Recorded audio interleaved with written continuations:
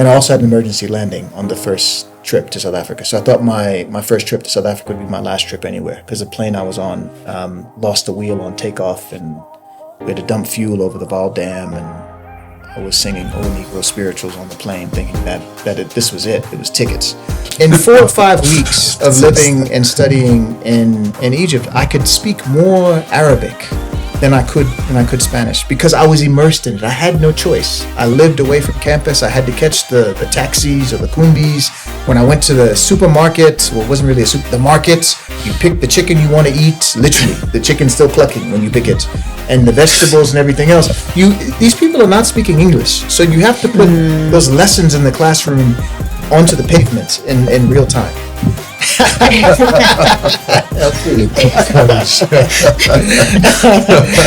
In economics, LC is local currency. And welcome back, everybody. Welcome back to another episode of Off the Clock. How do you deal with stress? How do you handle that? Coping mechanism that I have is I go for a run. Manage stress by obviously being moments like this. Directly saying I'm going off the clock. Just even a night out.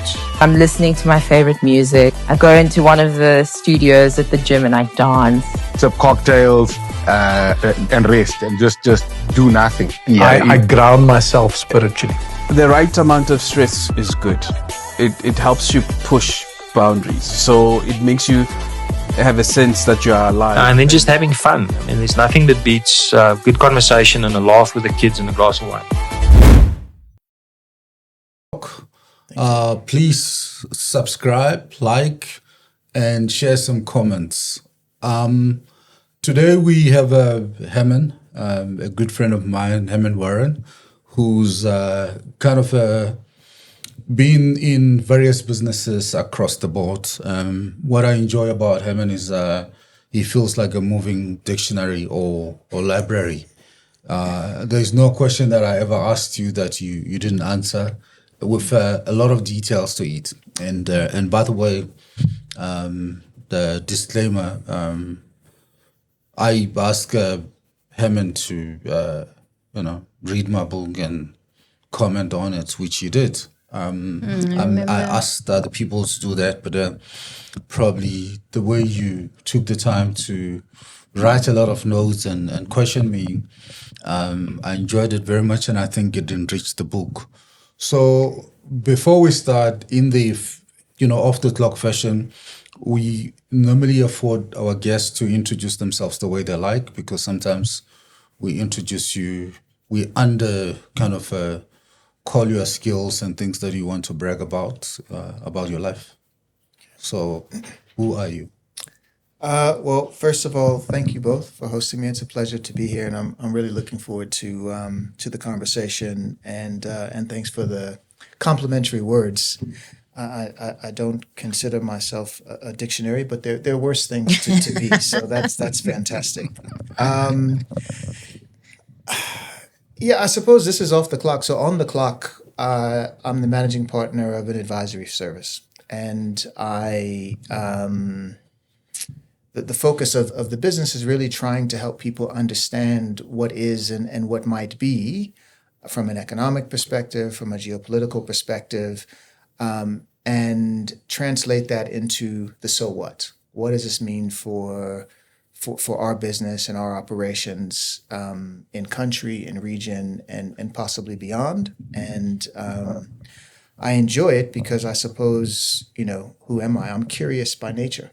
Yeah. And I know that there are a lot of things that I don't know, and there are a lot of questions that I have. And what I'm able to do is to marry those interests and pose those questions and help others, and also learn at the same time. Yeah. But fundamentally, I think I'm a regular guy who enjoys mountain biking. I enjoy listening to good music. I enjoy watching sport. I enjoy being in nature, and spending time with good people. Married with a lot of kids? Not a lot, but enough. I have 2 children. I'm married to my wife, and I celebrated our 25th wedding anniversary this year. Big milestone. She's big one. She's South African, but also an American. Maybe we'll touch on that later. And then my kids are in their 20s. One just recently finished her first degree from UCT, and the other is currently studying at Stellenbosch. Two daughters. Okay. So maybe if we can go back to the comment that you made about you being a curious person, how that started, when you found out that, this is sort of the path that you want to take, because you had quite an interesting and diverse career. So maybe take us through that journey.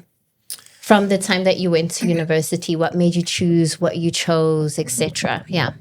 Yeah, good question. So my dad was very entrepreneurial, and neither one of my parents at the time that I graduated from high school had a university degree, but always instilled the value of an education. My dad was a machinist. He's late now. He died in 2010. Sorry. Yeah, thank you. And he was very entrepreneurial, and I would work with him. And he'd encourage me to do my own things. I used to shovel snow, which is a bit foreign to folks in this part of the world, certainly in Joburg, rake leaves and cut grass and sell candy in school and a whole range of things. And this kernel kind of stuck in me to do something in business. Now, I didn't exactly know what, but I knew that I wanted to run my own business one day. And during school, but I didn't know what I was going to major. I was clear I was going to get to university. I wasn't sure how I was going to pay for it or where it would be, but that I needed to get this particular degree because I knew that I wasn't going to be able to rely on my parents. I had to make my own way in the world, and this was just one of the hurdles I wanted to get over to do so. And during high school, I took a typing class. Okay. So this is before touchscreens, before PCs. Well, maybe not before PCs, but early days.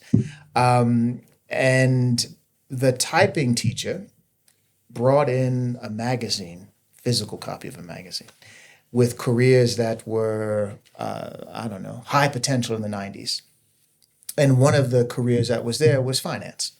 I didn't know the difference necessarily between finance and accounting or other forms of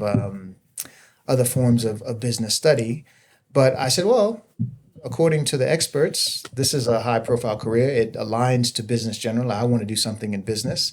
I think I'll go for this. So when I started applying to universities, I applied for a finance degree and ended up being accepted to Howard University, which is one of, I don't know if it's the oldest, but it's one of the oldest and original historically Black colleges in the United States, established after the Civil War during the Reconstruction period. It's in D.C. And majored in finance. And I think it was fantastic because the way the course was structured is that it's very broad. And you do liberal arts type stuff, and you have electives, and you only really get into your business major in your third and your fourth year. But I suppose coming back to maybe more at the heart of your question around the curiosity, interestingly enough, at university, one of the things that I did was I'd organize platforms for people to engage on topics. And again, it would be things that I was curious about, whether it was about religion or the way that economics work or something else that was on the political agenda. I would organize these for the fraternity that I belonged into. And I find it ironic that 30 years later, like I've almost come full circle where I spend a lot of my time organizing sessions for people to talk. As I say, empower them to ask better questions and to raise their gaze. So yeah, let me pause there. I don't know if I've answered your question entirely. Yeah, you did. Okay. The platforms that you created, yeah. I think that's quite an interesting thing. Walk us through that. Because are you contributing to the platform? Were you contributing to the platforms, or were you just facilitating discussions amongst your peers, etc.? So I guess a bit of both, but in many instances, I was trying to fill the void. Like, so what is this about? Yeah. So that would require me to do a bit of research, but I was always trying to bring in an expert perspective or someone who I deemed to be an expert to fill that void. But it's a bit of a give and take. But I would say there was more of the expert pouring in as opposed to me pouring in. Now what I do is a combination of those things. Sometimes I am the one who is leading the conversation.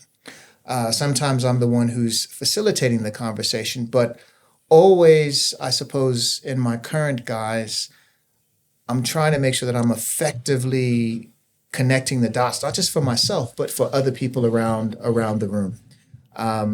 Reading widely, understanding the topic, drawing connections that may seem obvious or not obvious is the essence of really making those kinds of sessions come to life and people wanting to dedicate their time consistently to make them. Okay. That's so interesting, especially given just how your career shaped up in terms of you going from consulting then into The Economist. I mean, I'm skipping through a lot of the different other jobs that you've done before, and I'm just spotlighting the ones that are particularly of interest to me. But yeah, I think it's quite an interesting approach, especially for those particular business areas. So how did you get to Bain? So it comes back to what I was telling you about. I always knew I wanted to run my own business. And having a dad who was comfortable on a late and a mom who wasn't in any C-suite, I didn't really have a good sense of different career type tracks. And I'll go back slightly a couple of steps. So I was never clear how I was going to pay for school. And during my junior year, I interviewed for a bursary, effectively, from an insurance company that doesn't exist anymore. And which is? It's called Continental Insurance. And their head office... Oh, not great benefits, okay. I'm sure there were great benefits. And it was the J. Victor Hurd Scholarship. And the successful candidates would get a bursary which would pay for the balance of their time at school, plus they'd give you a stipend, plus they give you summer jobs. And in the U.S., the way the terms worked, you'd have that long break, say between May and August. So they guarantee you that you'd get those 2 years. It's where I met my wife for the first time as well, which we may come back to. And I interviewed and was awarded this scholarship. And I was like, wow, this is like a load off of my shoulders now, because I like every year I wasn't sure how I was going to pay for school. Yeah. And this just sorted it out. As long as I, did okay in class, I had a job, I had some extra pocket money, etc. And I worked there the first summer. It was a fantastic experience. And I came back to school going into my senior year, my junior year. And I just had this itch. I was like, but most of the people who I respect, who seem to know what the right track is, they're all going to Wall Street. They're getting jobs at Goldman Sachs. They're getting jobs at Merrill Lynch and the then Lehman Brothers, which doesn't exist anymore because of the global financial crisis. And I was like, these people who seem to know a lot more than I do, given my background, that's where they're going. The people I look up to who are smart and seem to be making moves. And I said, I actually want to experience what this is all about. And I ended up getting an internship at Merrill Lynch, which I accepted. But by accepting it, I had to give up my scholarship at Continental. Oh, wow. So I was back on risk again. But for me, it was worth it, because I realized that I didn't want to go to Wall Street. And if I hadn't had that experience, I may have actually graduated, interviewed, been successful, and then gone and been miserable. So for me, it was a good move. But during my senior year, companies would come through school and they do their pitch. Why you need to think about working for us, and so on and so forth. And I found out about management consulting. Had never heard of it before, again, given my family background. And I was like, this is perfect, because basically I get a chance to work with some of the largest businesses around the world with their most senior team and help them with their biggest problems and opportunities across the board, whether it's greenfield strategy, it's sales strategy, it's cost optimization, process improvement, re-engineering. It was across the board. And I was like, this is the perfect apprenticeship for someone like me who wants to run his business, his own business one day. And even if it's not my own business, just being empowered to and comfortable.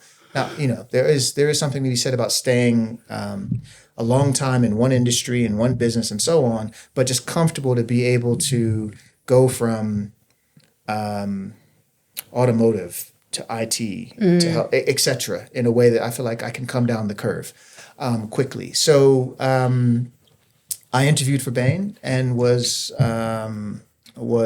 given a job and moved from DC to Boston. Wow. I mean, with your experience of being kind of played in many industries, services, actual tangible products, what is the main difference between, or the intrinsic difference between services, business, and tangible selling cars or beverages like Coca-Cola, where you were recently? Mm-hmm. What is the, is it the one hard to sell, the other one easier, or what have you experienced? I mean, this show is watched by, it's PG-13, watched by young people, and all people are still trying to figure out where to go. Yep. So in some ways, they are similar. There's deep expertise which goes into delivering on a service of whatever nature, management consulting, software as a service, and so on. And there's deep expertise that's involved in producing a tangible product, whether it's a beverage or it's a car, and so on and so forth. I think for me, what was a point of awakening in a real way, and I feel very fortunate to have had the experience, was working at the SABC after being a consultant. So the consulting empowered me in some ways with, the tools to be effective in that environment, but in other ways it was wholly inadequate. So as a consultant, I believed, as a young consultant, I don't necessarily think that all consultants believe this now, that you could change the world, or at least a business, within a 3 to 6 month window. As a consultant, as much as it was pitched as we're a diverse group and everything else, yeah, to a certain extent. People are younger, or many of them, it's excuse younger, work incredibly long hours, will get the job done. They'll apply themselves for however long it gets the job done. The spreadsheet is the truth. The PowerPoint is the truth. And that clearly isn't the case, right? So I go into the SABC with this kind of mantra and ethos, and I quickly realize this is a big ship. It will not be changed in 3 to 6 months, notwithstanding what the project plan says or the nice 2x2 said. The other thing is people view the world in very different ways. And you begin to pick that up when you're inside of an organization. So so I came from a consulting environment. There were no unions. Actually, in the SABC, there were unions along racial lines, right? So would you say that was your aha moment? Yeah, I just think it was great in the sense that it was the real world. Even those who are professionals, an accountant doesn't see the world the same way to someone who's an expert in lighting or who's an expert behind a camera. They're both excellent at what they do, but they have different, or a script writer. They have different ways of viewing the world, even if in principle we're focused on the same objective. Yeah. And then we can get in as well. I won't get into it, but potentially. Then there's the external stakeholders. Every day there are millions of people who tune into an SABC platform, radio, television. They want to see themselves reflected. You've got a tremendous amount of power that's of interest to politicians, to bureaucrats, to private sector players. And that interplay and all of that coming together in the mission of a public broadcaster, which is playing a vital role in a transforming democracy to create a common sense of national consciousness. So in many ways, the veil came down, but in some enriching and rewarding ways that have served me to integrate, I think, more effectively into the fabric of South Africa, and to be more effective as a business leader, to understand some of that nuance and to draw connections and to not necessarily jump to conclusions that one might as an outsider, wearing a lens that kind of distorts reality. Colorful. Yeah. So, I mean, with all that in mind, that background, I think now you qualify to answer the following question. Okay. I mean, what did you say to my daughter here? I think she's, done very well, ate the vegetables, done the home chores, went to university, got 3 degrees, but, she's got this much runway to live her career. You've been in many industries and you've kind of been to hell and back, in the sense that you say you're back to healer setup that you have. So what would be your advice for her to kind of, short circuit some of the things that, you've done, but they didn't add so much value to get to, there faster, just in terms of career. She didn't ask me to ask this question, I thought. Yeah. Well, you've just gone through the CV, and I can see why she's your favorite daughter. Eh? She's done well. Look, I'm wary of saying, because in my time this was it, then this is the way you can go. I think everyone has to find her own path. I suppose the principle I would say is stay curious. It's a journey. Sometimes you'll be sprinting, but remember, it's a journey. As a matter of fact, I'd say it's a marathon. Stay positive. Stay open to possibilities, and take reasonable risks, particularly while you're younger. But I suppose off the clock, one of your most valuable assets will be your health, mental and physical. Make sure you always take time to take care of that. But I mean, before you finish, and please don't forget your the thought process. You said take reasonable risk. Yes. How does that look like? Reasonable risk. Yeah. So it's also context. Resign and start a restaurant. I mean, how does that look like? Reasonable risk. So reasonable risks. Is there passion? Is there a greater sense of purpose other than just money? Are you doing your homework, applying to it? I may think that being a pilot is the best thing since sliced bread, but I would need to make sure that I'm doing the right things to transition into that, and then also keep it in balance relative to your responsibilities, right? To your young child and so on and so forth. But do your homework, apply yourself consistently, seek out help from others, because it's amazing how helpful people will be to share their knowledge, to share their experience, and tap into your networks. Your dad is amongst others. I'm sure you have yours, but a fantastic person with wisdom, experience, and relationships that can help you to take the path that you think is the most fruitful. And I guess the other element, which I guess echoes what I've said in a different way, is cast your eye towards the horizon. What is it that I want to do and why? And even if it seems a distant way off, take steps consistently to get there. And I think you'd be amazed at how that discipline, that consistency can yield some real benefits that don't necessarily seem And in many instances, they're not likely in the short term, but you have to take those steps of faith consistently. I don't know if that's a good answer, but that's my answer. What do you think? I like that answer. All of it? You don't have any questions? Any? No, I'm typically the type of person that likes to digest what I've received. I don't think I have any questions at this stage.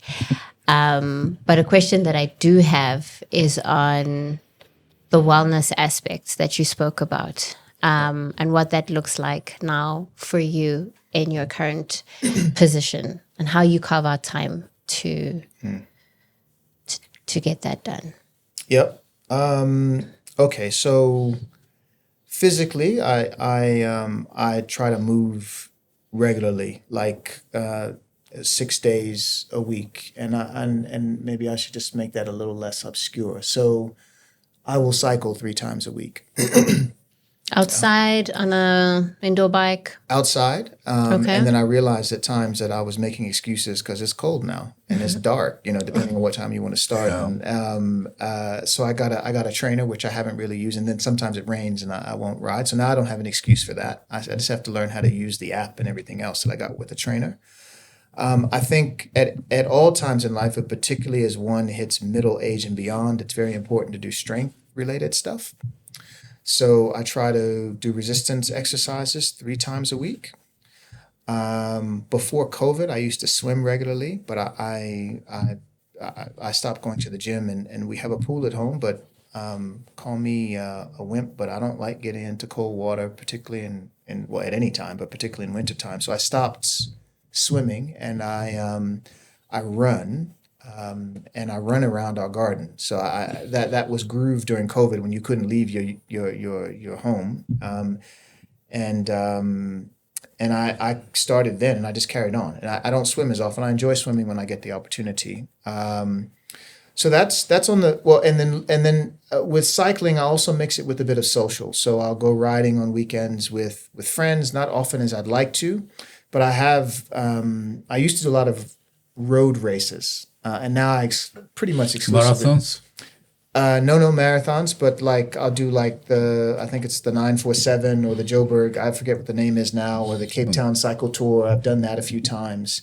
But now I'm exclusively doing mountain biking things, and I'll do them over like multi-day events, like team events. And I'm not competing to win, but I'm just competing for the experience. And it also gives me something to aim for. I know if I have a 3-day event in November, I better be putting in the right time on the bike so that it's going to hurt, but it will hurt a bit less. Yeah. And then mentally, Sorry, wait. Before you move on, when do you do in the morning before you go to work? I try to do this in the morning before Okay. I go to work because I just find it gets, it will happen in theory later, but in practice, the day will take over. So I try to get it out of the way early. Okay. On the mental side, there's more than one thing that I do, which I need to get better at doing consistently. So one is I try to pray consistently.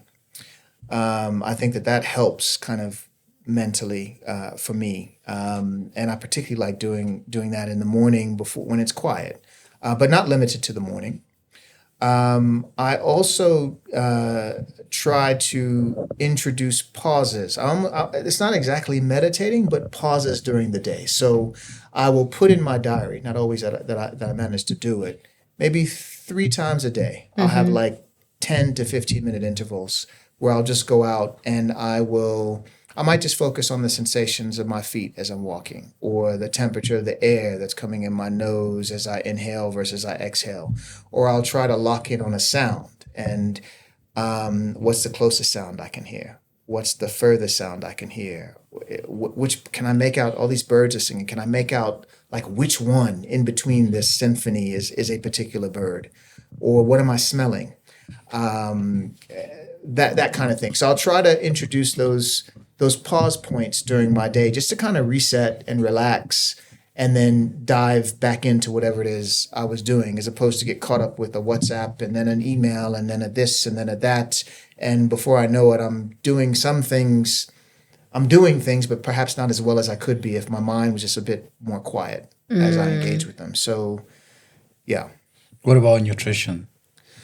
So nutrition, it's not entirely where it should be. What I'm fairly consistent with is I try not to consume any more sugar than I need to. And I guess the obvious way for me with that is like I drink coffee, not as much as I used to, but I still drink maybe 2 or 3 cups a day. I won't put any sugar in that.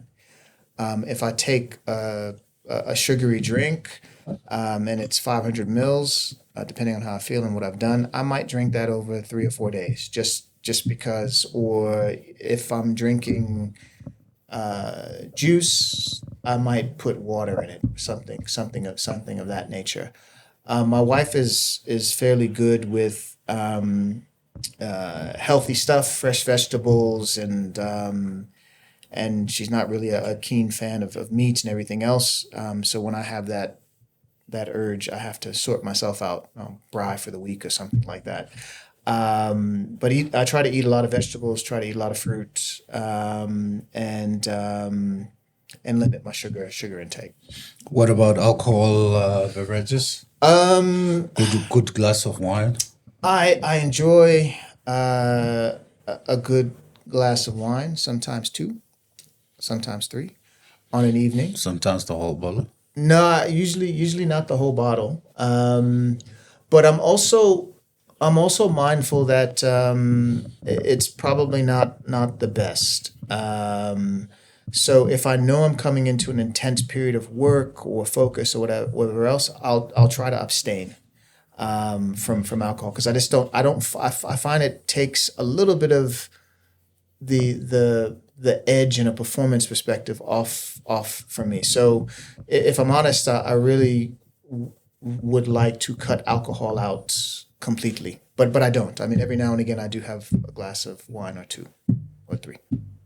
It's a good drink to socialize with, especially given the job and the career that you do. Round tables in the morning, evening dinners. I mean, the one at the country club.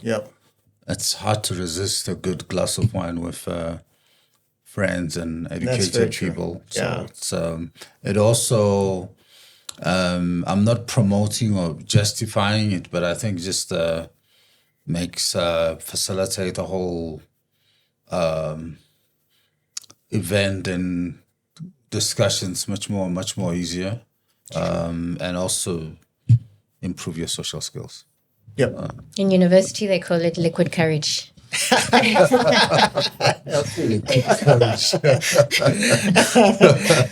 economics, LC is local currency.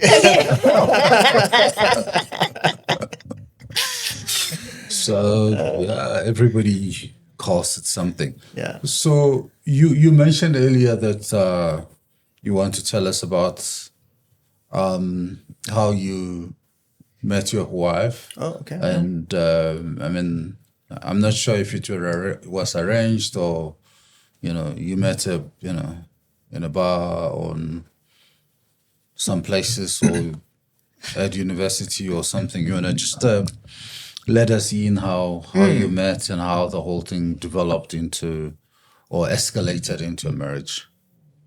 Yep. So I arrived. I'm going to make this maybe a little bit of a meandering explanation. And I'll start with something that probably seems like it's coming from very left field. I don't know if it's an urban legend, but and I may get the author wrong. I'm not sure if it was Oscar Wilde or Ernest Hemingway. But the urban legend, which may be true, is that this author was sitting in Brooklyn in the early 1930s, I think, with other authors. And they had a competition. And the competition was who could write a full story in 6 words. And the best story would win $20. Let's just say it's Oscar Wilde. It might be Hemingway. But Oscar's story that won was For Sale, Baby Shoes, Never Used. And I was talking to someone about this, and she was saying, well, what would your short story be if you had to tell someone about your life in 6 words?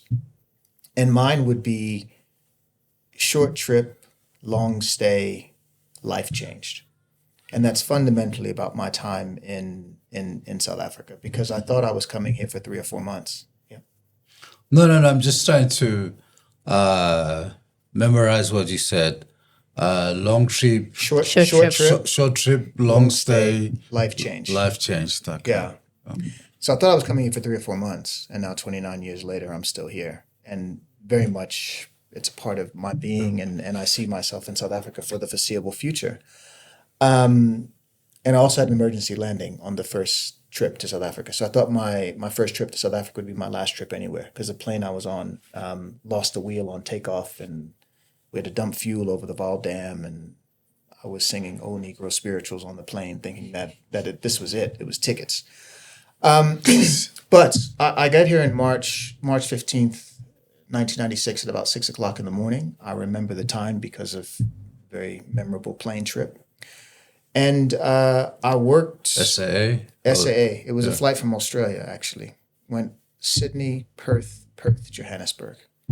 And it was that old 747 with SP. a big nose. Yeah, exactly. Nice place. I actually, when I got on the plane, they ushered me upstairs. I was like, oh, they must not have realized I had an economy class ticket. It was economy class. It was a good sign. So I arrived March of 1996. I was thinking about going to get an MBA. And the one testing center in Gauteng, the most convenient one, was at Wits. And I signed up for a test in October of 1996. A week before the exam, I start thinking about this woman with the name I couldn't remember, who was very passionate about South Africa, who I met at Continental Insurance, who had very strong views about South Africa, had very strong views about the ANC. Her family was staunch ANC supporters, and they were in exile.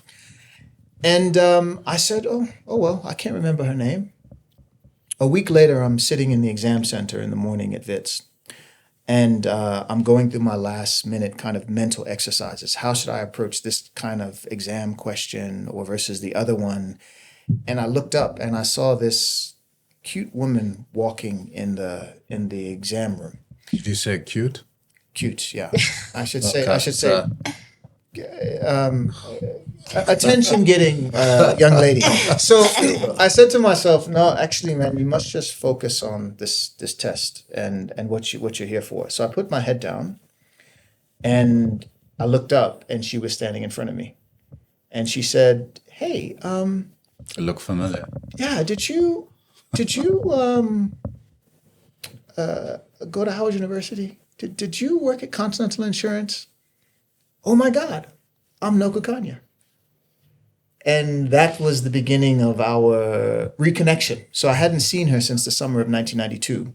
4 years later, she was in South Africa, had recently arrived, and was trying to make a go of. She said, I'm young, I don't have any obligations. Let me come here and return home, so to speak. And we both started exploring the country together, and that turned into us dating, and then 3 years after that we got married. So that's the story. Wow. Do you believe in destiny? Yeah, I think so. I think you can influence it, but if that sounds crazy, but yeah, I do. Yeah. But you didn't influence this destiny. No, well, someone at one stage said that I manifest. I didn't really manifest it, but I certainly, something that was there brought it into being. The stars aligned. But I suppose, in a sense, if this is destiny, then it's a good outcome. Yeah, it just sounds like destiny. I mean, you met in the US. At that time, you didn't know or never know that you're going to meet again. Boom. You didn't even know you're going to get that assignment from Australia to South Africa. I mean, kind of a world round trip to get it. Boom. You together. And you forgot her name. Like, for me, that's like, all you have is a memory. What she looks like. You don't even know. You can't ask around. No, I can't. Right? That's very dramatic. And she found you, actually. Yeah, and she found me. Yeah. Yeah. Meant to be. Okay. And what does quality time look like today? What does quality time look like today? In many of the spaces that I described, I mean, for me, quality time is being able to get on my bike and ride and let my mind like wander just on a weekday, or in my suburb, or on a weekend out on a trail where if I have the benefit of being so, you can't really ride without paying attention on mountain bikes, because there are rocks and there are roots and turns, and it might be a big fall off and so on and so forth. So being really engaged in the moment, but at the same time, it's like meditative for me. It's like I'm thinking about what I'm doing, but at the same time, it's relaxing. So that's how did you position the question? What did you call it? Quality time. Yeah, quality time. Yeah. Okay. So that's quality for me. Quality time is spending time with people and sharing experiences and laughing and so on. It also might be engaging in an interesting, as nerdy as this might sound, like an interesting podcast, and just listening to a conversation that's taking me to a space where I didn't really understand, or it's building on the understanding. And it also could just be sitting on the couch with my daughter or my wife, and the fireplace going, and having a good conversation, or just engaging in a movie, even if we're not talking to one another, but we're in the same space and connecting. Yeah. So, which leads me to a question: how do you spend time with your daughters? I mean, the moment or the kind of a scene that you described just now, it's when you spend time together watching a movie, or just enjoying the fire or the comfort of your home. Do you take time to spend time with them individually, bomb them with love, just give them all the attention, or how do you do it? Was last week we interviewed a very interesting guy, a French guy, gentleman, who's got a kind of first started the family, and was saying he's not been having too much sugar a lot, and he's was actually on his way to the airport from here with his 6-year-old daughter. That first stop is going to be Hagen Days at the airport and have ice cream together. Like really good moment. And then they go see his parents in Burgundy, and 3 weeks, and they leave a 1-year-old with the mother. Like, each one had a moment to spend time with one child. Like, what's your story in that regard?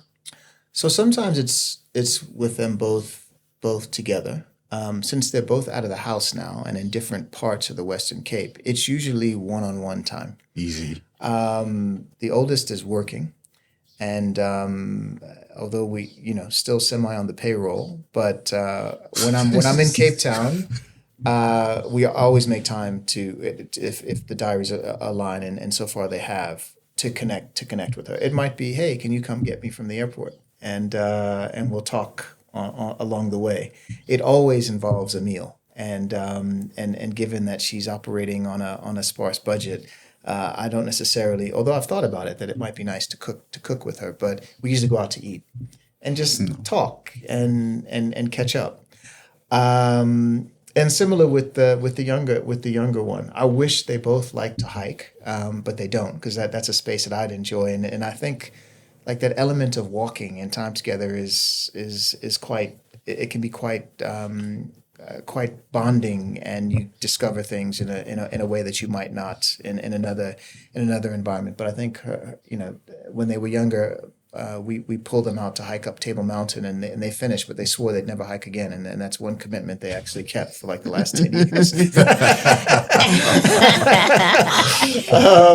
Yeah, but Table Mountain is a bit, it's a bit tough. Yeah. Yeah, I thought it was a nice experience, but clearly it left a mark on them.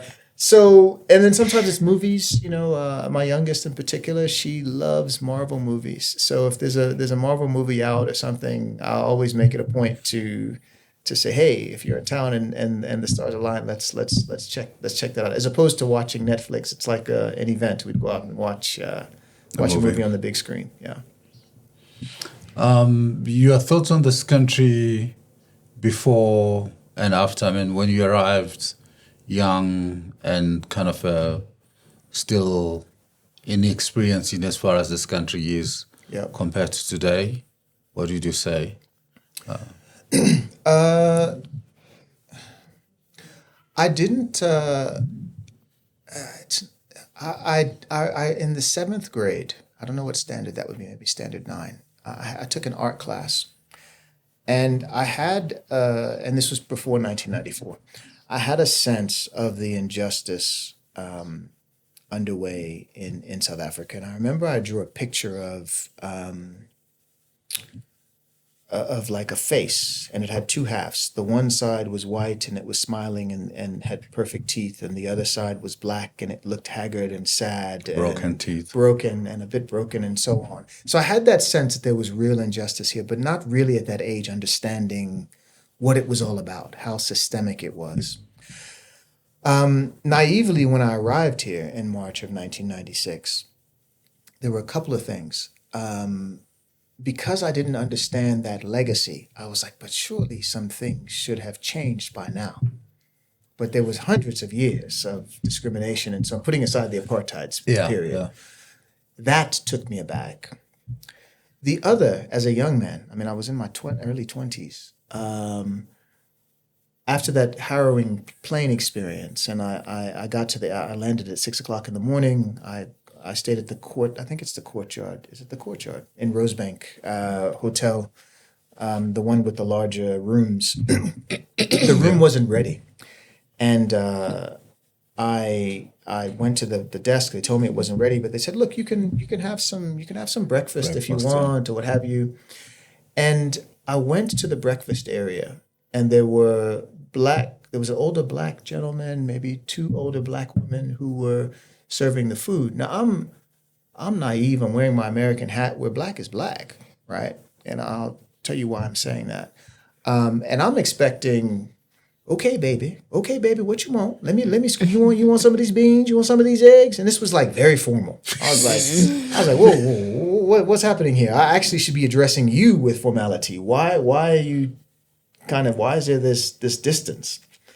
And I think that week I went out with some of my colleagues who were here, and one of their friends and their friends' girlfriends. And he was the friend was American. His girlfriend was a black South African.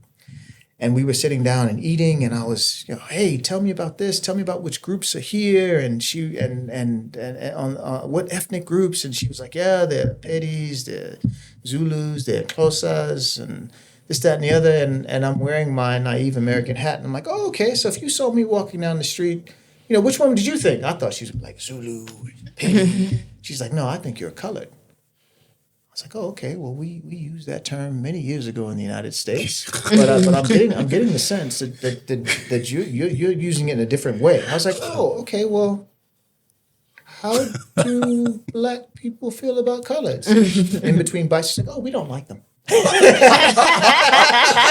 So it was wow, like. It was a bit of a shock, like this first week. And then Joburg was cold. It was March. I was like, come on, I was in Boston before. I mean, I was in Australia briefly, but I was in Boston. I was like, it gets cold in Boston. Joburg gets cold, man. It's biting. And just the structures aren't insulated in the same way. So that was a bit of a shock. Where am I now? This is an amazing, amazing country. Incredible people. Really good people. And I mean that in every way. You'll find some of the most talented people in South Africa, in their fields. You'll find some of the richest veins of humanity in South Africa. It's a place where so much good is happening. And so much more could happen. And I think for me, that's part of a frustration when I see the possibilities and the potential, not just in those who have arrived, so to speak, the experts, but the latent human capacity in the country, which isn't given the opportunity to blossom the way it should and could. But for me, it's all of those things, and for me it's been fantastic just to break out of then a system where the sun literally rose and set on the east and the west coast of America. That was all it was about. And coming into South Africa, you realize that the world is much bigger than the United States. It's much more complex. It's much more nuanced. There's only one official. I don't know if the United States. I guess practically English is the official language of the United States. But in South Africa, there are 12 official, if I'm not mistaken, languages. It's a new democracy. It's an open economy. Yeah, it has no choice but to understand its place in and of itself, but also in relation to the rest of the world.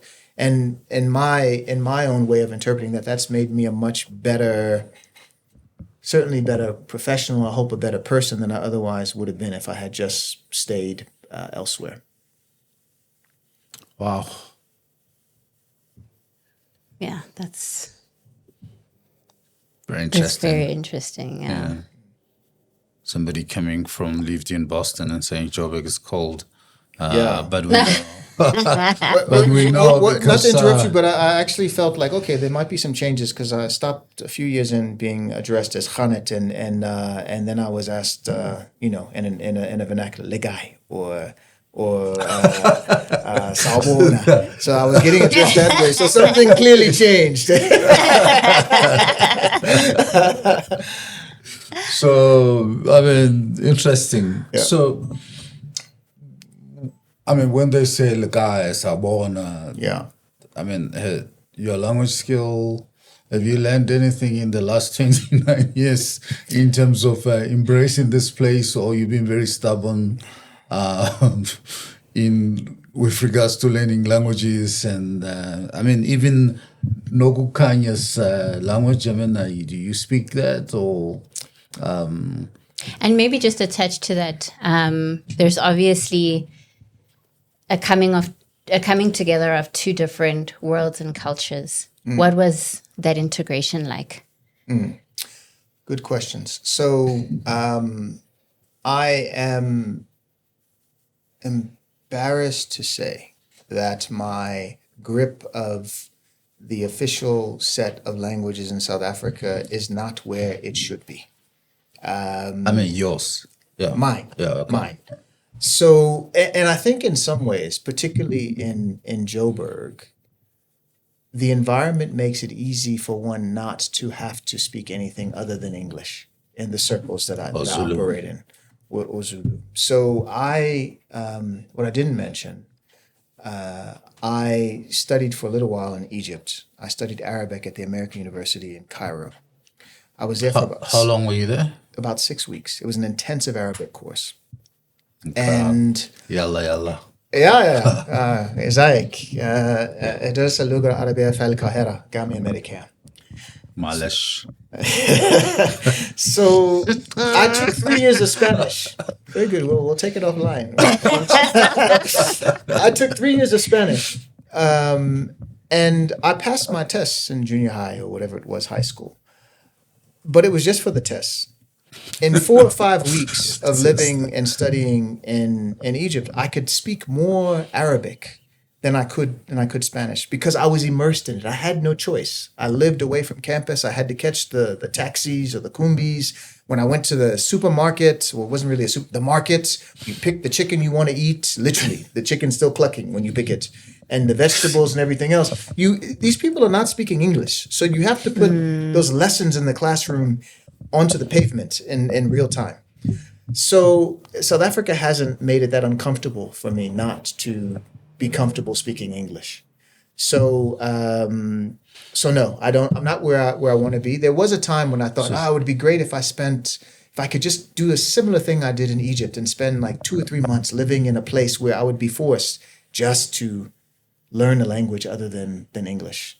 But that hasn't been the case. So your wife was really very kind to you. I mean, I assume that your wife is originally Xhosa?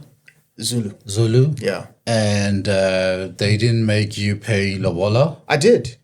Okay. How did you go about that? Including I mean, one of her cousins always makes fun of me the way I pronounce it. Nkomo Kama, that final cow, the cow for the mom. Yeah. See this brother over here is laughing. I'm not going to say it again. Yeah. So no, I did. I did.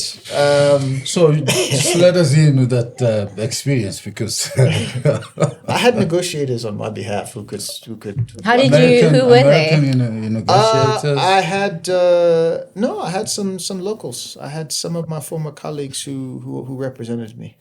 Very well. They represented you well. They represented me well. Yeah. 29 years later, eh? Yeah. Now to your question, I think. Sorry. I think they were just very forgiving and allowed the whole thing to pass. Understanding. Yeah. Given their background and seeing that the intentions were good, but the language and the skills were there, but you mean well. Yeah, absolutely. And I clearly picked some good delegates as well, because they seem happy when they see me still, so that's good. So, look, I think marriage is a challenging institution in general. It's a good institution, but it depends on its employees. But marriage is not easy. It's a worthwhile institution, but it becomes particularly more challenging when there are cultural differences. Absolutely. Right? I think what helped in our situation is that my wife left South Africa when she was 2 or 3. Okay. And grew up in the United States. So in her household, there were many things that were African. She understands Zulu. Doesn't necessarily feel as comfortable speaking it because in Atlanta, where she was, there weren't that many Zulu speakers, but she understands it. I see now that the dots are connecting. I get it. So that, I guess, and I didn't grow up in Atlanta, and Atlanta is very different from New York, where I grew up, but nonetheless, it has like a common kind of American thread there of culture and so on. So I think we could connect on that particular piece, and then also in many ways we were her in a different way, but discovering the country together, and that also was a form of bond. But inevitably there will be differences because of upbringing and how one approaches things and styles and so on and so forth. But we've navigated it thus far. Yeah. So I mean, I think and I hope I don't get in trouble for saying this, but I can see why it was walk in the park for you. Very easy. And which part? Your part, the fact that you're overly accommodated, you didn't even learn any language. Okay. You just cruise. Because I think your wife, Nogukanya, is like umlumomnyama. Like, that's what they say, like a white person who's black. Oh, okay. I'm sure you had that. A black person who is white. Yeah, black person who's black, yeah. It's the type of a thing. Okay. But she'll understand when you take that home. And I think it's made it so easy for you. Because if it was somebody else who didn't have that heritage of having kind of a literally grown American, your trajectory was going to be different in terms of socialization. But now you'll be speaking proper Zulu, saying But proper. do you reckon? Yeah. Because I feel like people are more forgiving when you are from other parts of the world, because it's like, well, naturally you're from other parts of the world. That's very true. But if you are South African and you don't know the language, they're less forgiving. No, it's very true. But the fact that, she Zulu by blood, but not really Zulu in terms of the language and the cultures that comes with. Because imagine him going home to a proper Zulu-speaking woman every day.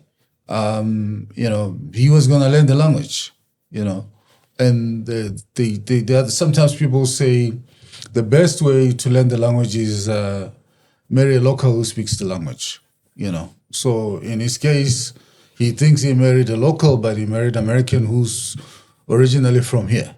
So which made it very easy. You're a lucky man, So In short.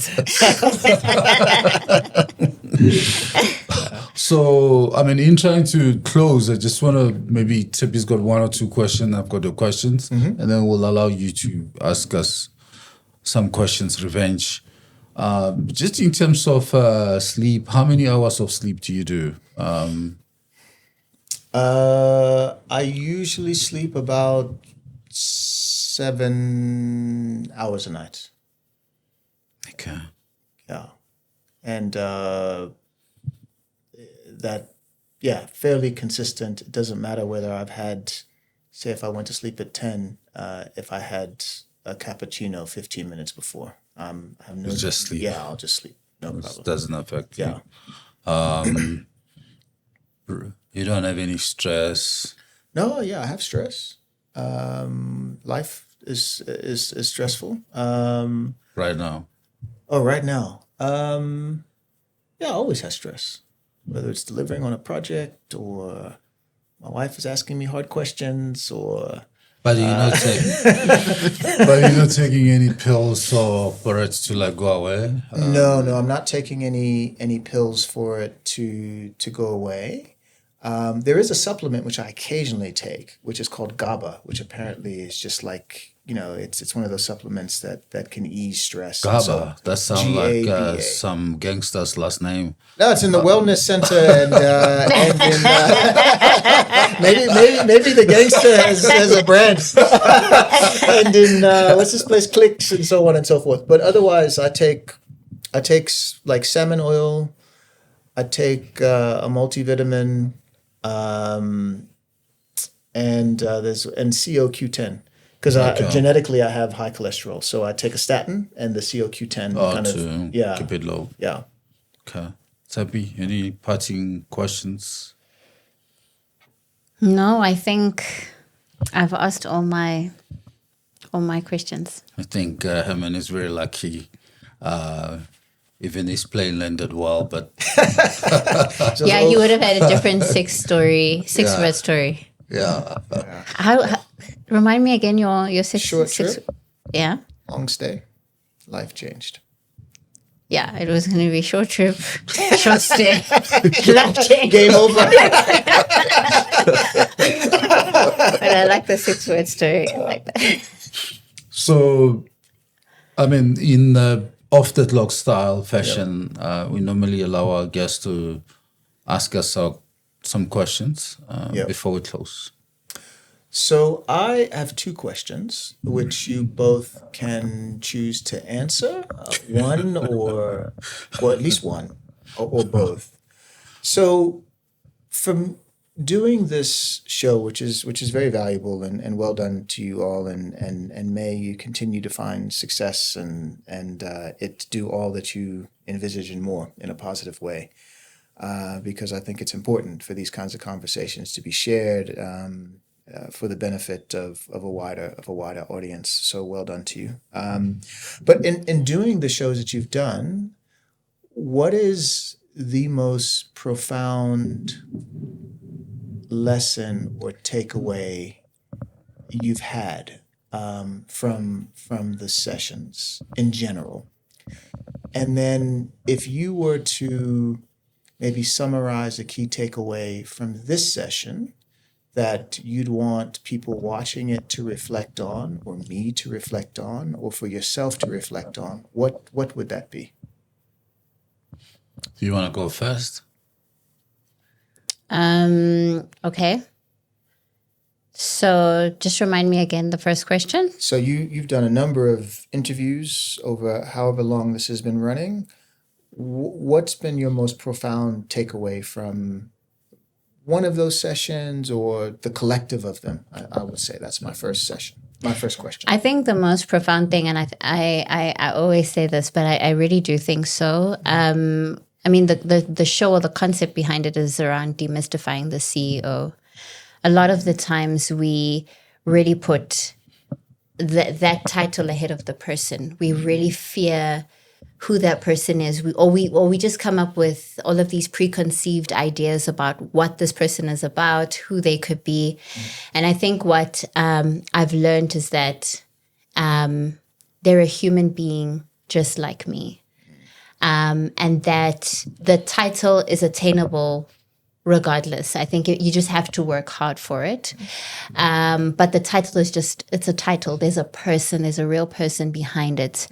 And that person has the same problems. That person is Tshepi. That person has kids. That person also went to school. That person, it's the same. So I think it's really done a good job in demystifying and taking away this big importance around the CEO title and just making us recognize and see the human being behind it. So that's the main. I don't know. Do you want to answer? Yeah, I mean, for me, I've done all the interviews, some alone.